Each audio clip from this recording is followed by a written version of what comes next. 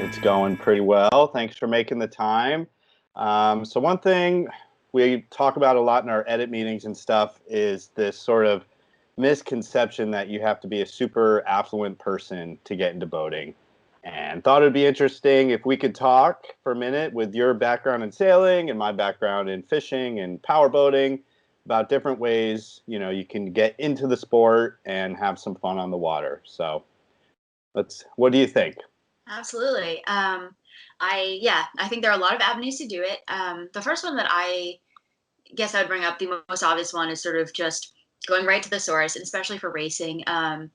Showing up on the docks on a day that they're racing. There's always someone whose crew canceled last minute, who's looking for something extra, just to sort of like add to the weight of their boat. And a lot of yacht clubs will actually have message boards, whether that's physically in person or online. Our boats will post listings saying that they're seeking crew, or that you can post and list some of your qualifications and say, hey, I'm looking for a boat. And typically, most yacht clubs will have a Wednesday or Thursday night series. So there's always opportunities to get out on the boats racing. And most of the time, boat owners are looking for people to help them out. So that's one great way to get started with racing. Sure. Even when you hear the term yacht club, though, it's like that sounds like something, fancy and martinis and, weird hats. That's not always the case, though, right? No, definitely not. And there are a lot of, yacht clubs is sort of a blanket term, but there are a lot of places that maybe will call themselves a boat club or a community sailing center. A slightly less exclusive sounding, but at the end of the day, yacht club is just used to describe a place where people go to meet each other and sail. So Yeah, and the fishing world and boating too is very similar. Fishing's easy if you live near the water and you can get to the coast and there's piers and you can find a way to go fishing. But there's also pretty much every area has a local fishing club, boating groups, and sometimes if you're new to an area, you could jump on social media and find some of these groups and join them.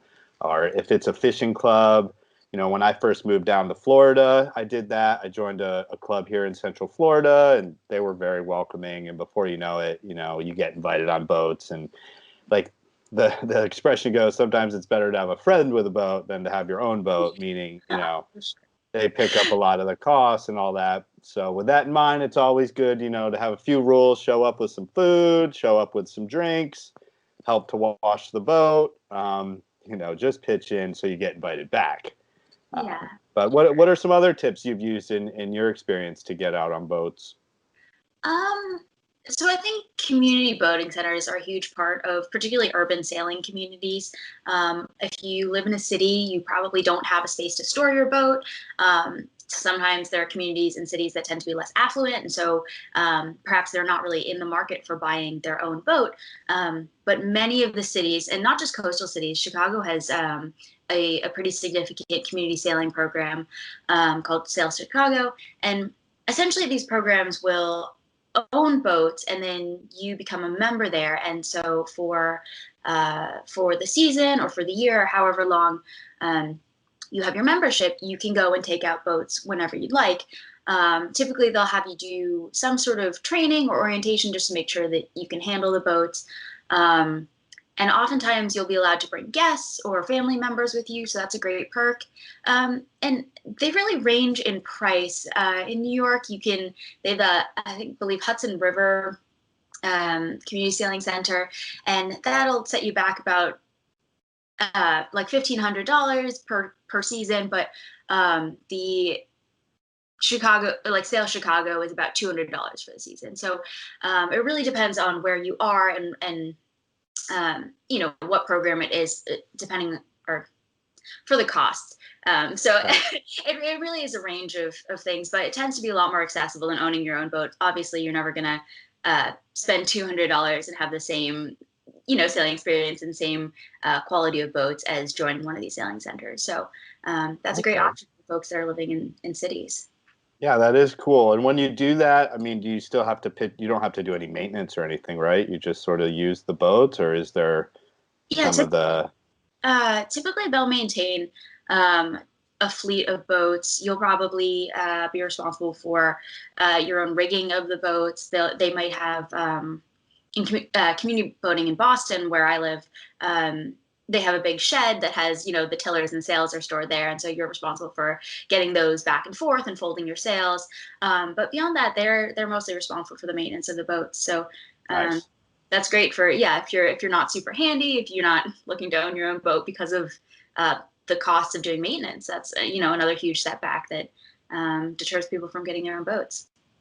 Yeah, and that kind of keys me up for what I was going to bring up next is boat rentals. We've seen a huge boom in the industry with clubs like Freedom Boat Club, which has locations around the country, and you pay a membership fee, and then you can, it's all app based. So it's been real handy in the pandemic. You don't even have to really Mhm. deal with anybody. You just do everything on the app. You reserve your boat.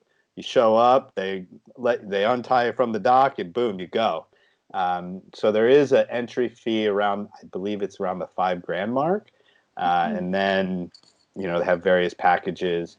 And if that's a little too hefty, even just local marinas still have rental fleets, and that's a great way if you're new to boating and you want to kind of work your way into it. You can take out some boats, and they'll coach you along too.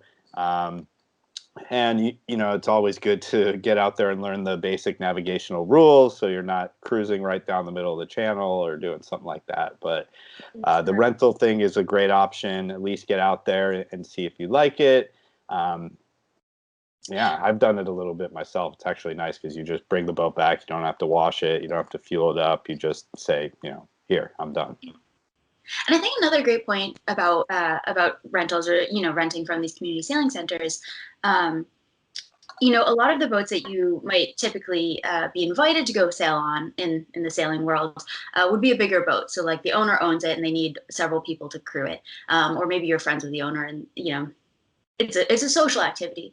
Um, Whereas these community sailing centers tend to have slightly smaller boats. So in this day and age where people are looking for ways to get water in a socially distanced way, might not necessarily be looking to find um, a boat that has 12 people and everyone's from a different household, or not trying to hang out with their friends in such close confines. Being able to rent your own boat and not be reliant on some sort of social connection is really useful for a lot of people. Yeah, that's true. That's true. So I guess the next thing that I wanted to talk about is just boat ownership, because I think that is the gold standard dream, and it's really, it's approachable. It can be very expensive, but it doesn't have to be. So, I think the trick is to stay within your means and find a boat that makes sense for you and your family.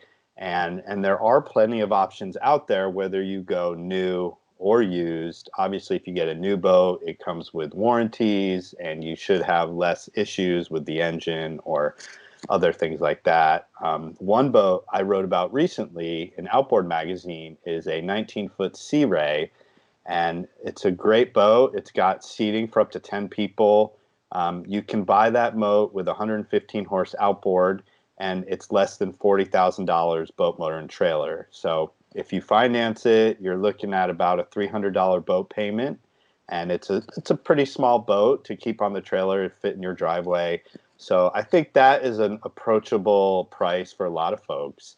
And it's also an economical boat to run. The bigger the boat, the bigger the fuel bill, the bigger all the bills, the bigger the maintenance bills, the yard, the dockage, all that stuff. So there are lots of boats out there. I would be careful if you're a first time boater to just jump on Craigslist and start, it can be a little scary. Look to our magazines at AIM, Power, Motor Yacht, Passage Maker, and Sail. We've got great resources, but I wouldn't be afraid to jump into ownership. I think it's a great way to spend time with your family and friends and just enjoy it. For sure. I think I would caution people to definitely do their homework. There are a lot of hurricane damaged boats or salvage boats, or there's if you're a first time boat buyer, I think just being really cautious to do your reading before you go out and make that purchase is very important. But I think that's every sailor's dream, is to go out and own their own boat someday, and it really being a lifestyle for them. So, um, Yeah. Yeah. I did buy a boat on eBay once, and Yeah. I highly recommend you do not ever do that. It did not go well. That But being I know you said, said you've also spent some time on like tall ships and gotten to sail and do all cool things like that too. for sure, yeah. So this is sort of a bonus suggestion because I think it's not for everyone, obviously, but there are a lot of tall ships that are sailing around the oceans these days, and you can actually get on board them. There's a lot of opportunities, whether you go as a paying customer to spend um, a couple months just out to sea with them. Um, or as a member of their crew, you can actually join as a trainee and help them sail the boat. And sometimes you can even find paid opportunities where they will pay you to sail with them for, a couple months at a time. Now you're And talking. That sounds yeah, pretty good. totally. I know the Maine Windjammer Association is a group that has a bunch of really really beautiful boats up in Maine. And the summer season, they take on lots of guests, but they need people to help sail their boats so that those guests can come and go on these very very picturesque cruises of the waters outside of Maine. So there are lots of opportunities to do uh, a slightly more romantic, old timey kind of sailing, which I think is really fun and exciting. And maybe that's an appropriate option for someone taking a semester off between school or a gap year, or maybe you just have a moment in your life where you need a change, you need to like, go off and adventure. Um, Yeah, I think it we seems could like a all pretty use a amazing little option for me. adventure. So Yeah. Well, I think we've outlined some good options for folks, and I think you hit the nail on the head about doing your homework and finding what's right for you.